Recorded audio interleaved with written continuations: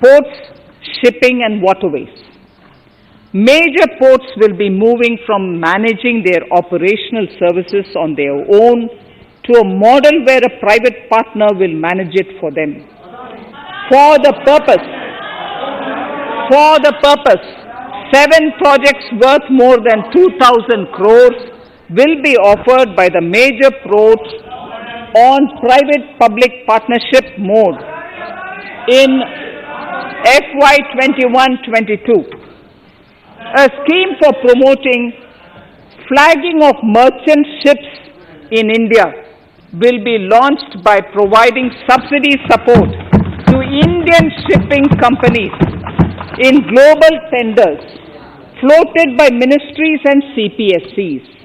An amount of 1,624 crores will be provided over 5 years. This initiative will enable greater training and employment opportunities for Indian seafarers besides enhancing Indian companies' share in global shipping. India has enacted Recycling of Ships Act in 2019 and acceded to the Hong Kong International Convention. Around 90 ship recycling yards at Alang in Gujarat have already achieved HKC compliant certificates. Efforts will be made to bring more ships to India from Europe and Japan. Recycling capacities of around 4.5 million light displacement ton LDT will be doubled by 2024. This is expected to generate an additional 1.5 lakh jobs for our youth. Petroleum and natural gas. Our government has kept fuel supplies running across the country without interruption during the COVID-19 lockdown period. Taking note of the crucial nature of the sector in people's lives, the following key initiatives are being announced. 1. Ujjwala scheme, which has benefited 8 crore households, will be extended to cover 1 crore more beneficiaries. We will add 100 more districts in next 3 years to the city gas distribution network. A gas pipeline project will be taken up in the Union Territory of Jammu and Kashmir. An independent gas transport system operator will be set up for facilitation and coordination of booking of common carrier capacity in all natural gas pipelines on a non-discriminatory open access basis. Financial capital.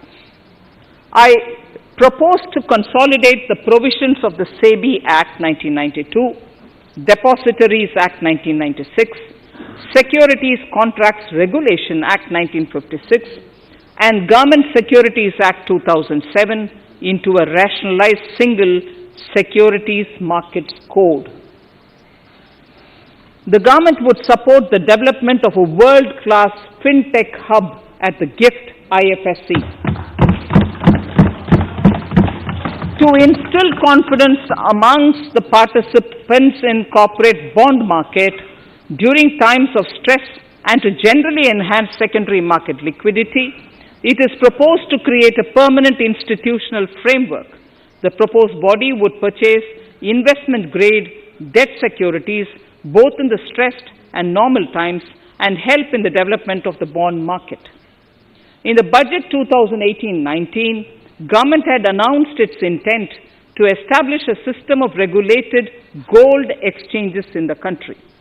For the purpose, SEBI will be notified as the regulator, and Warehousing Development and Regulatory Authority will be strengthened to set up a commodity market ecosystem arrangement, including vaulting, assaying, logistics, etc., in addition to warehousing. Towards investor protection, I propose to introduce an investor charter as a right of all financial investors across all financial products. To give a further boost to the non-conventional energy sector, I propose to provide additional capital infusion of 1,000 crores to Solar Energy Corporation of India and 1,500 crores to Indian Renewable Energy Development Agency. I propose to amend the Insurance Act 1938 to increase the permissible FDI limit from 49% to 74% in insurance companies and allow foreign ownership and control with safeguards. Under the new structure, the majority of directors on the board and key management persons would be resident Indians, with at least 50% of directors being independent directors and specified percentage of profits being retained as general reserve. Stressed asset resolution by setting up a new structure. The high level of provisioning by public sector banks of their stressed assets calls for a measure to clean up the bank books. An asset reconstruction company limited and asset management company would be set up to consolidate and take over the existing stressed debt and then manage and dispose of the assets to alternative investment funds and other potential investors for eventual value realization.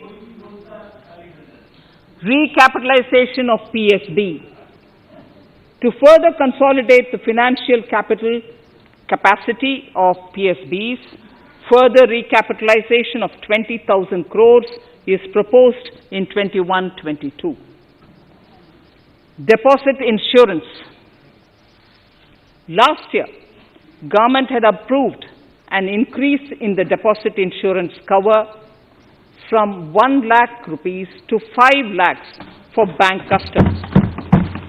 I shall be moving amendments to DICGC Act 1961 in this session itself to streamline the provision so that if a bank is temporarily unable to fulfill its obligations, the depositors of such bank can get easy and time-bound access to their deposits to the extent of the deposit insurance cover.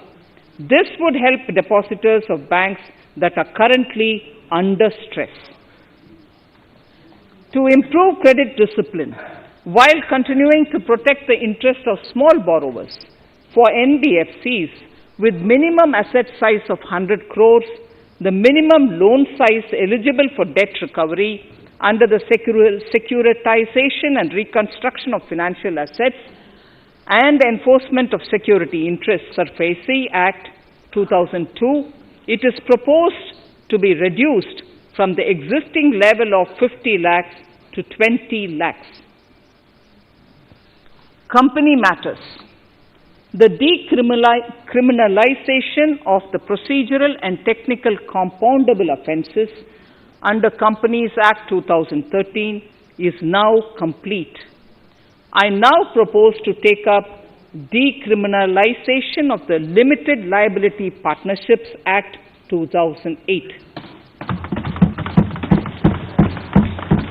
Honorable Speaker, I propose to revise the definition under the Companies Act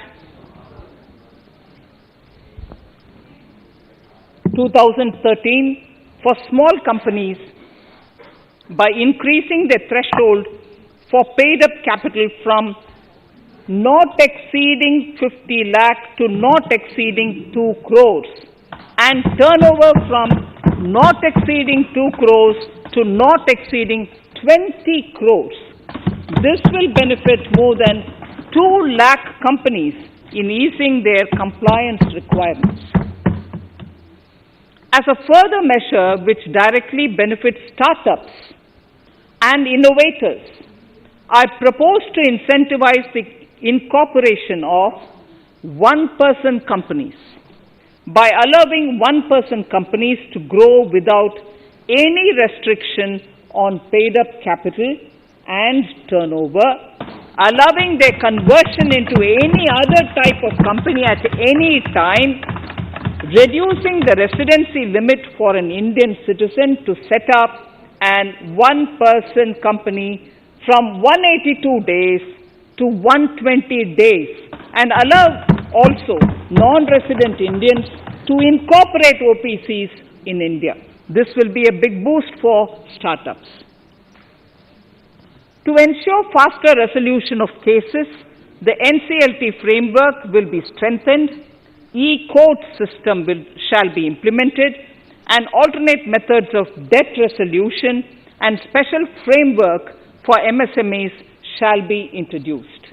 During the coming fiscal, we will be launching data analytics, artificial intelligence, machine learning driven MCA 2.1 version to MCA 21 version 3.0. MCA 21 version 3.0. This version 3.0 will have additional modules for e-scrutiny, e-adjudication, e-consultation, and compliance management.